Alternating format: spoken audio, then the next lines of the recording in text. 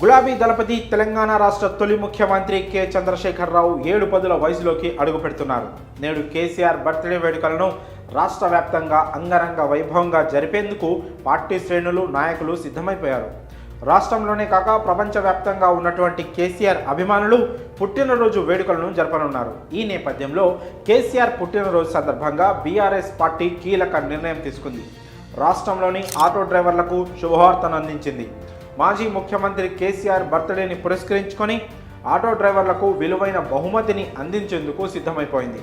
ఇంతకీ ఏమివ్వనున్నారంటే, తెలంగాణలో కాంగ్రెస్ ప్రభుత్వం మహాలక్ష్మి పథకం ద్వారా మహిళలకు ఉచిత బస్సు ప్రయాణ సౌకర్యాన్ని కల్పిస్తున్న విషయం తెలిసిందే. దీంతో రాష్ట్ర వ్యాప్తంగా ఆటోలు నడుపుకుంటూ కుటుంబాలను పోషించుకునే ఆటో డ్రైవర్ల నెత్తిన పిడుగుపడినట్లయింది. ప్యాసింజర్లు లేక కిస్తీలు కట్టలేక పలువురు ఆటో డ్రైవర్లు ఆత్మహత్యలు చేసుకుంటున్న విషయం తెలిసిందే. ఈ క్రమంలో వారికి అండగా ఉండేందుకు బీఆర్ఎస్ పార్టీ ఆటో డ్రైవర్ల సంక్షేమం కోసం కీలక నిర్ణయం తీసుకుంది. కేసీఆర్ పుట్టినరోజు సందర్భంగా దాదాపు 1000 మంది ఆటో డ్రైవర్లకు ప్రమాద బీమా కల్పించి బహుమతిగా ఇవ్వాలని భావిస్తోంది. ఆటో డ్రైవర్లకు సంవత్సరానికి ₹1,00,000 ప్రమాద బీమా కవరేజీ కల్పించనున్నట్లు బీఆర్ఎస్ నేత టి సాయి కిరణ్ వెల్లడించారు. ఆటో డ్రైవర్ల కుటుంబాలకు అండగా ఉండేందుకు ఈ నిర్ణయం తీసుకున్నట్లు తెలిపారు.